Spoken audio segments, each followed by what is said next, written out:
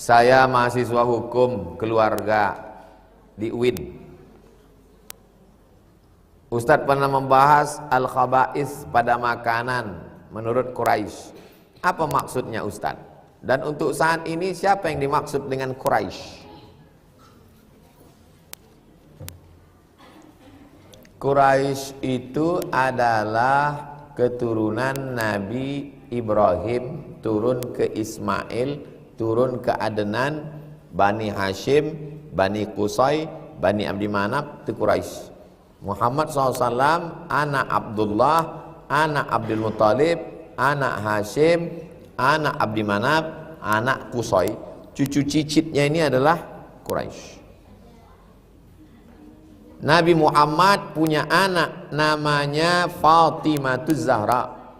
Fatimah punya anak laki-laki namanya Sayyidina Al-Hasan, adiknya Sayyidina Al-Husain. Sayyidina Al-Husain punya anak laki-laki namanya Sayyidina Ali Zainal Abidin.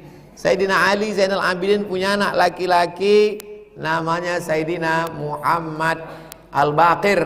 Sayyidina Muhammad Al-Baqir punya anak laki-laki namanya Sayyidina Ja'far Shadiq. Ja'far Shadiq punya anak laki-laki namanya Sayyidina Ali Al-Uraidi.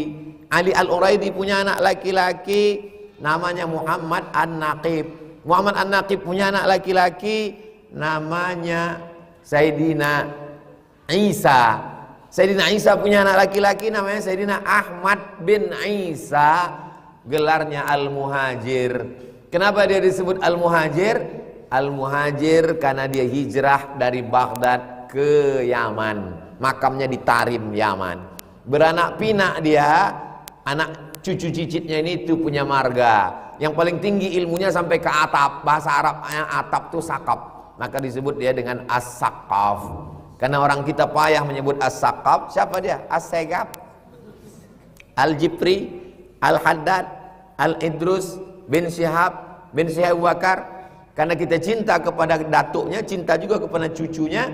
Cinta itu bahasa Arabnya hub. Orang yang dicintai namanya Habib. Maka kita menyebutnya Al-Habib. Salah satu Al-Habib keturunan Nabi tadi datang ke Siak.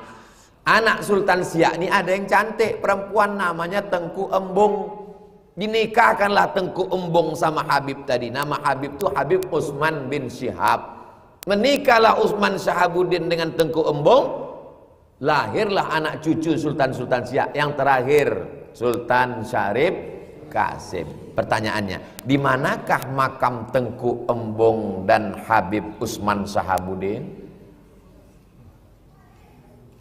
Di samping Masjid Senapelan Pasar Bawah, Beb. Kok bisa orang Pekanbaru tak tahu? Kami tak orang Pekanbaru, Pak Ustadz, kami Rimbo Panjang, betul. Jadi itu dimaksud. Jadi kalau ada orang bertanya sekarang, masih ada Quraisy itu zaman sekarang? Ada. Dari mana kita tahu Quraisy? Nanti kalau ziarah ke makam Habib Utsman Syahabuddin, tertulis di dinding itu keterangan bahwa Utsman Syahabuddin adalah Habib, ini nasabnya, dan dia bermarga Banahsan dari bin Syihab. Yang mengeluarkan itu siapa? Kantor di Jakarta namanya Rabithah Alawiyah, ikatan keturunan Habib zuriat Nabi Muhammad SAW. 3 hari yang lalu saya dapat video, ada orang bersorban mengaku Habib, jumpa sama Habib asli, dibuka sorban, pukulnya botak, bohong, gitu.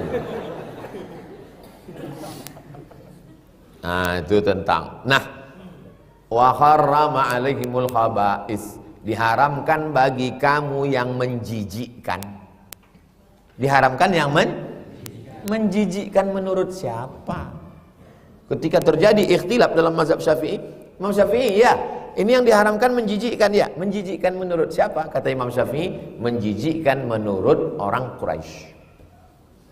Contohnya gini, turun hujan. Begitu turun hujan, di mana ada lampu terang, maka datanglah itu, apa namanya? Laron. Datang laron. Kita jijik menengok laron. Betul? Tapi ada orang menengok laron itu, disiapkannya tepung beras. Untuk buat apa? Nah, itu yang suka peyek laron. Nah, pertanyaannya, apakah laron itu haram? Bingung. Bagi yang jijik haram. Saya kalau dikasih peyek laron, thank you lah. Saya pergi ke Pelalawan, berjalan kaki 2 jam masuk ke hutan-hutan tanah hitam yang tenggelam kita sampai sepinggang, gambut. Dikasih orang itulah sepatu sampai ke lutut. Ustadz, nanti kita di dalam itu nanti lumpurnya dalam. Nanti Ustadz pakai ini ya lah, rupanya sepinggang. Naik awak tegak, tinggal sepatu itu dalam. Sampai ke dalam, dilemparlah tali pancing ke atas pakai batu, dipanahkan. Lalu turun tali pancing itu, ditarik tali besar. Panjang tali itu 100 meter. Kalau panjang talinya 100 meter, menyambung ujungnya ke sini, berapakah letak sarang tawon? Sarang lebah 50 meter. Naiklah yang orang tuh, saya di bawah aja. Naik ke atas, sampai ke atas, dicincangnya lah sarang tawon, sarang lebah. Jatuh ke bawah, ditampung pakai kain. Ternyata di dalam sarang-sarang lebah itu ada anak-anak lebah. Saya menengok anak lebah itu merinding, tapi ada orang yang menengok anak lebah itu keluar lionya. Kenapa? Sudah disiapkan kelapa dan daun kemangi serta kunyit, mau dibuat pepes anak lebah. Pertanyaannya, apa hukum makan pepes anak lebah? Kalau jijik haram, kalau tak jijik sodap. Nah, ketika dalam mazhab Syafi'i ditanya, jijik menurut siapa? Jijik menurut Quraisy yang zaman dulu. Bukan Quraisy yang udah makan sambal belacan asam podeh baung. Quraisy yang asli dulu. Ketika terjadi ikhtilaf, ini jijik, kata ini tidak jijik. Karena jijik ini adalah like and dislike. Jijik ini bukan sesuatu yang baku. Jijik menurut ini belum tentu jijik menurut ini. Saya sudah kasih contoh 2 dalam kasus laron dan anak lebah. Jelas?